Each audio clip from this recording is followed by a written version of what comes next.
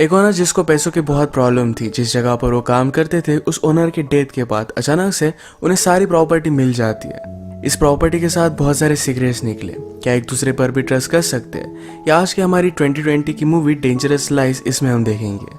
इसमें अलग अलग टर्न्स आते हैं और लास्ट का पेबैक भी बहुत अच्छा है, तो लास्ट तक इस वीडियो को जरूर देखिएगा। अब बिना किसी देरी के एक्सप्लेनेशन स्टार्ट करते हैं। मूवी स्टार्ट होती है और हम हमारी मेन कैरेक्टर जिसका नाम है केटी, इसे एक डाइनर में काम करता हुआ देख सकते हैं।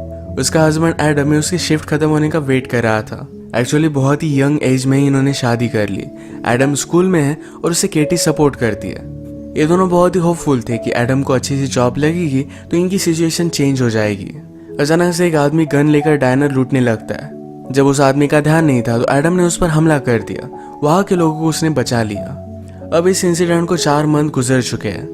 केटी का अब एक न्यू जॉब है। वो एक रिच ओल्ड मैन की केयर रखती है। इस ओल्ड मैन का नाम था लेनर्ड। लेनर्ड अपने गार्डन को देखकर कह रहा था कि जब मैं छोटा था तो यहाँ पर बहुत ही ब्यूटीफुल गार्डन थी। केटी कहती है गार्डन को बनाने के लिए तुम किसी को हायर कर सकते हो। लेनर्ड ने कहा कि मैंने एक आदमी को किया था, पर एक दिन अचानक से वो गायब हो गया। उसके बाद वो किसी को भी नहीं मिला। इसके बारे में मूवी में हमें आगे पता चलेगा। इसके बाद जब केटी घर पर आती है तो हमें पता चलता है कि आजकल वो एडम पर बहुत ज्यादा गुस्सा है। एडम ने अपनी एजुकेशन छोड़ दी थी। इन पर बहुत सारे लोन्स वगैरह थे और ये पे करना हार्ड जा रहा था। तो एडम सोचता है कि वो जॉब लेगा और ये सब पे करेगा। केटी इसके लिए उसे मना कर रही थी, पर एडम ने माना नहीं।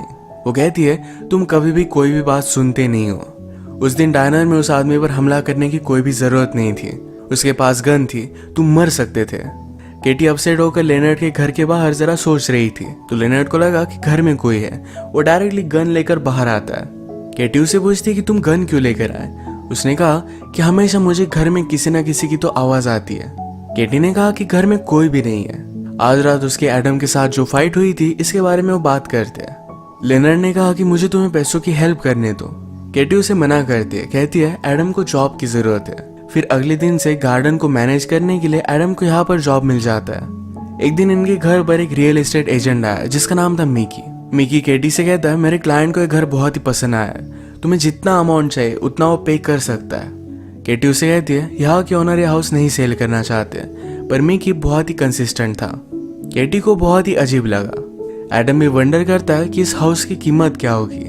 एडम फिर से इन दोनों की रिलेशनशिप को सुधारने का ट्राई कर रहा था और केटी को भी ट्राई पसंद आया। केटी को जिस एजेंसी के थ्रू जॉब मिला था उसका ओनर ये लेनर्ड को मिलने के लिए आता है। उसे पूछ रहा था कि केटी किस तरीके से उसका ख्याल रखती है और लोगों का ख्याल रखते हुए उनका कोई फायदा ना उठाए, इसलिए हमेशा वो इंस्पेक्ट करते रहते हैं। आज लेनर्ड ने केटी को पे कर दिया। जब वे बाद में इस चेक को देखती है तो ये $7,000 का था। ये बहुत ज्यादा पैसे थे। ये दोनों फिगर आउट नहीं कर पाते कि ऐसा कैसे हुआ। फिर केटी को याद आता है कि उसने लेनर्ड से उनकी फाइनेंशियल सिचुएशन के बारे में बात की थी। वो कहती है हमें फिर से वापस जाना पड़ेगा, हमें पैसे नहीं ले सकते। पर आज बहुत ही लेट हो चुका था, अगर उन्होंने बिल्स वगैरह पे नहीं किए तो उनकी बिजली कट जाएगी। तो एडम कहता है आज हम इस चेक को डिपॉजिट कर देते हैं, बाकी पैसे वापस कर देंगे।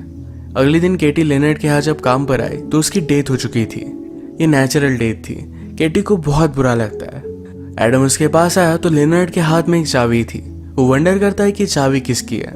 उसने एक बॉक्स खोल कर देखा जिसमें लेनर्ड की बहुत सारी चीजें थी। इसमें वो लेनर्ड की गर्लफ्रेंड के फोटो देखता है। वो जब यंग थी तभी उसका एक्सीडेंट हो गया था, इसीलिए लेनर्ड ने कभी भी शादी नहीं की। इसी बॉक्स के नीचे चुका है। डिटेक्टिव को फिर से इन दोनों पर शक गया। उसने इन्वेस्टिगेशन की। लेनर्ड ने केटी को $7,000 का चेक दिया था, इसके बारे में उसे पता चला। वो उन पर और भी ज्यादा शक करने लगती है। आजकल सारी चीजों को लेकर केटी जरा डर रही थी। वो लेनर्ड के ऑफिस में ढूंढती है कि उसने इतने सारे पैसे रखे क्यों थे।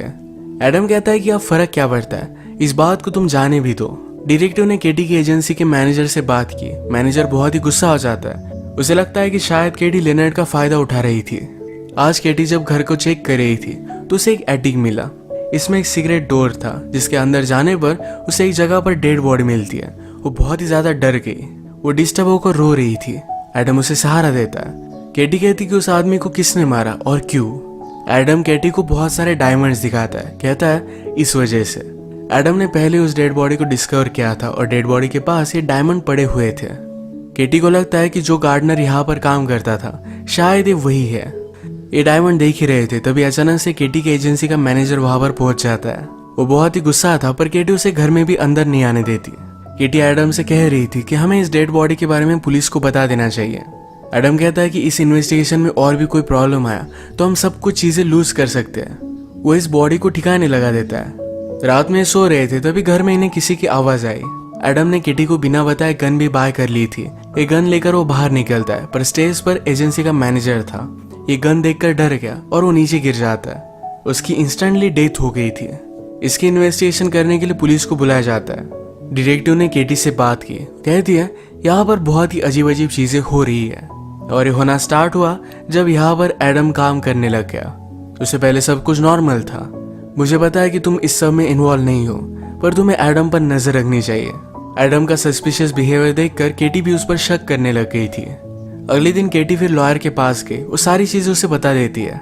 लॉयर ने कहा कि अगर पुलिस को लगता है कि एडम ने ये सब किया होगा तो घर की तलाशी लेंगे।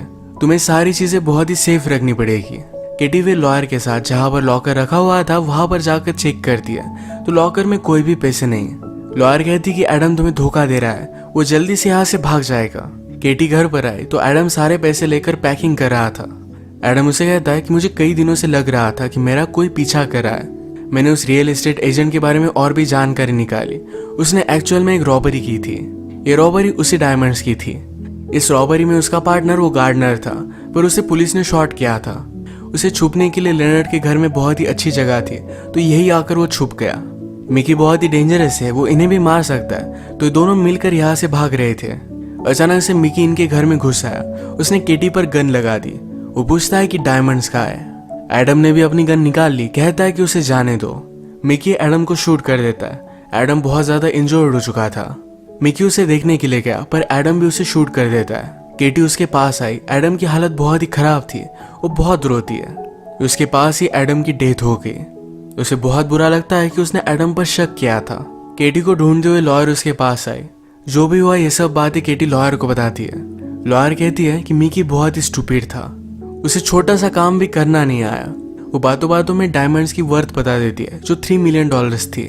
केटी को इस बात पर शक आया तो लॉयर ने भी सब कुछ बातें बता दी। उसने कहा कि मैं मिकी को रिप्रेजेंट कर रही थी। वो अपनी सिचुएशन से तंग आ गई थी तो इसी वजह से मिकी को रॉबरी में उसने हेल्प की थी। अब वो केटी पर गन लगाती, कहती कि डायमंड्स कहाँ है। वो उसे मारने वाली थी तभी डिटेक्टिव वहां पर पहुंचकर लॉयर को मार देती है। केटी ने ऑलरेडी डिटेक्टिव को कॉल लगा दिया था और इसके बाद 4 मंथ्स गुजर चुके हैं। हम देखते हैं कि केटी प्रेग्नेंट थी। उसके पास डिटेक्टिव आई। डिटेक्टिव उसे बेबी के लिए कॉन्ग्रेचुलेट करती है।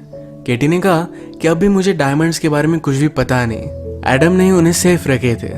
इसके बाद डिटेक्टिव यहाँ से चलेगी। हम केटी को लेनर्ड की गार्डन को मेंटेन करता देखते हैं। यहाँ पेड़ के नीचे कुछ पानी गिरा और यहीं पर हम डायमंड को देख सकते हैं। ये डायमंड अब केटी को मिल चुके थे। पुलिस केस भी खत्म हो चुकी है। अब उसे कोई भी प्रॉब्लम नहीं आएगा। इसी के साथ इस मूवी का एंड हो जाता है। अगर आपको वीडियो अच्छा लगा तो प्लीज इसे लाइक और कमेंट जरूर कर दीजिएगा।